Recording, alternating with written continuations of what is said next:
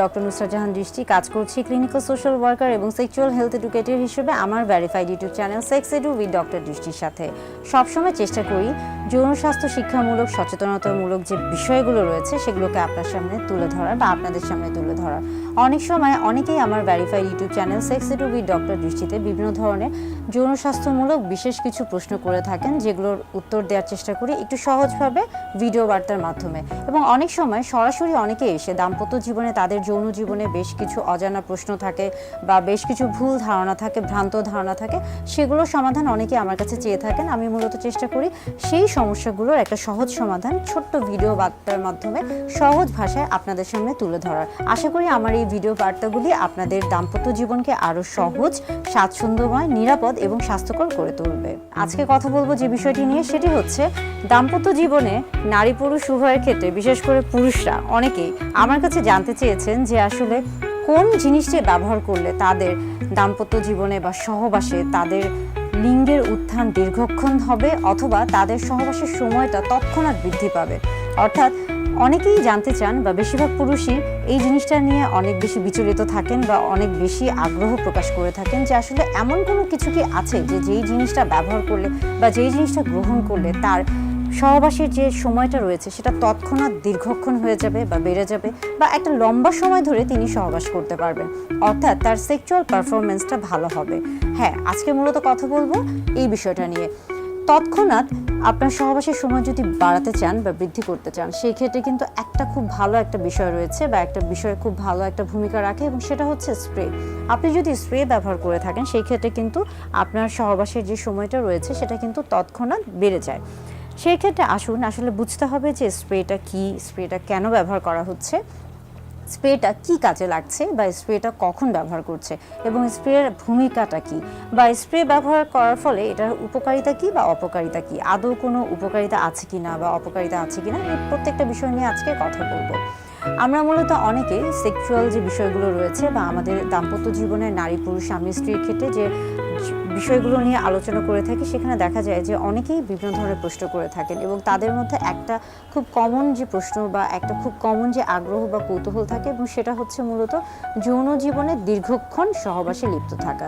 এটা নিয়ে কিন্তু অনেকের অনেক প্রশ্ন থাকে এবং এই বিষয়ে কিন্তু অনেক ধরনের ওষুধ রয়েছে, অনেক ধরনের আমরা বলে থাকি যে উপাদান রয়েছে যেগুলো গ্রহণ করলে আপনি খুব সহজেই লম্বা সময় ধরে সহবাস করতে পারবেন।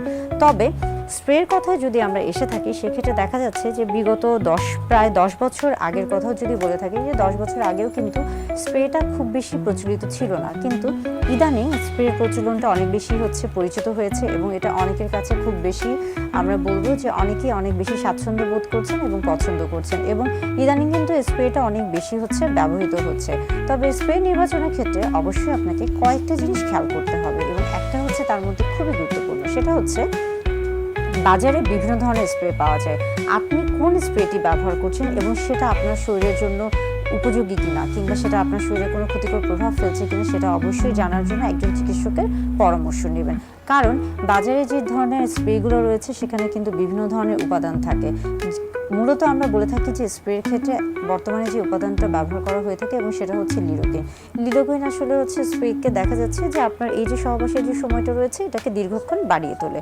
এবং আরেকটা গুরুত্বপূর্ণ বিষয় হচ্ছে যে আপনি যখন স্প্রে নির্বাচন করছেন সেই ক্ষেত্রে খেয়াল করতে হবে যে বিগত কয়েক বছর আগে যে স্প্রেগুলো প্রচলিত ছিল, অনেক সময় দেখা যেত যে সেগুলোর ক্ষেত্রে বিভিন্ন রকমের অনেকের একটা অনীহা কাজ করতো বা একটা অস্বস্তি কাজ করতো, কিন্তু আস্তে আস্তে কিন্তু সময়ের যে চাহিদার কারণে এই স্প্রেগুলোর উপাদানগুলোকে পরিবর্তন করা হয়েছে, এগুলোর মানগুলোকেও কিন্তু উন্নত করা হয়েছে, অর্থাৎ এগুলোর গুণগত মান বৃদ্ধি পেয়েছে। স্প্রে নির্বাচনের ক্ষেত্রে আপনাকে কয়েকটা বিষয় অবশ্যই মাথায় রাখতে হবে। একটা হচ্ছে যে আপনি যে স্প্রেটি কিনছেন সেটা সহজলভ্য কিনা, এবং সেটা সহজে সব জায়গায় পাওয়া যাচ্ছে কিনা, এবং সেটার সঠিক উপাদান সেখানে আছে কিনা, কিংবা সেটা আপনার জন্য সঠিক কিনা, এবং এটা আসলে আপনার যে সময়টা রয়েছে, তৎক্ষণাৎ যে সময়টা রয়েছে সেটাকে সঠিকভাবে এটা দীর্ঘায়িত করছে কিনা, এই প্রত্যেকটা বিষয় কিন্তু আপনাকে অবশ্যই মাথায় রাখতে হবে।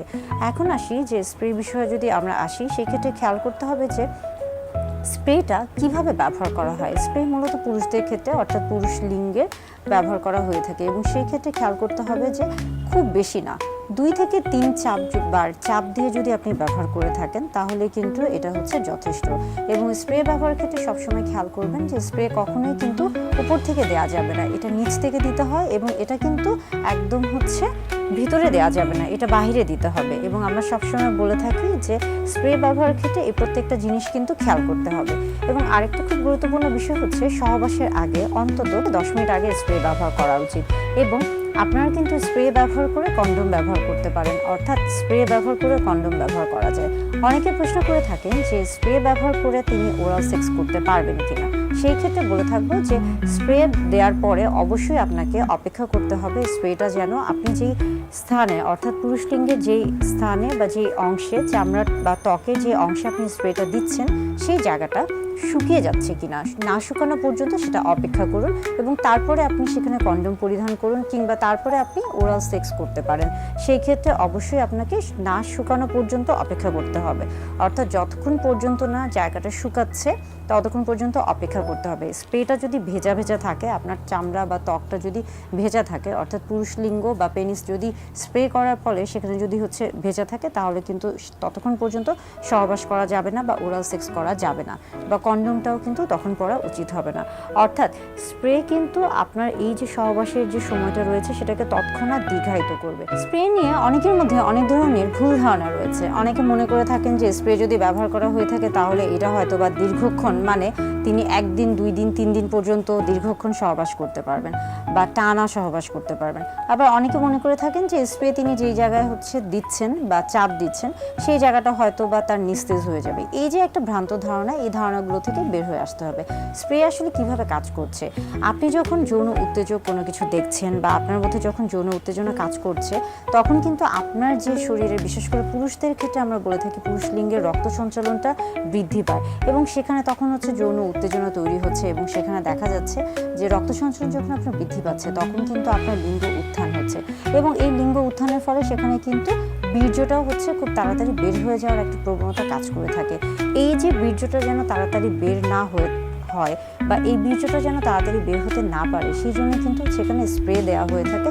স্প্রের কাজ মূলত হচ্ছে ওই জায়গাটাকে ওই মুহূর্তের জন্য নিস্তেজ করে দেওয়া যেন বীর্যটা বের হতে না পারে এবং দীর্ঘক্ষণ আপনার লিঙ্গের উত্থানটা বজায় থাকে এবং আপনি যেন দীর্ঘ সময় লম্বা সহবাস করতে পারেন বা দীর্ঘক্ষণ সহবাসে নিজেকে সক্রিয় ভূমিকা পালন করতে পারেন বা নিজেকে সক্রিয় রাখতে পারেন। অর্থাৎ স্প্রে বিভিন্নভাবে কিন্তু আপনার এই যে সহবাসের যে সময়টা রয়েছে সেটাকে তৎক্ষণাৎ দীর্ঘ করছে, যার ফলে স্প্রের কিন্তু একটা ভালো ভূমিকা রয়েছে।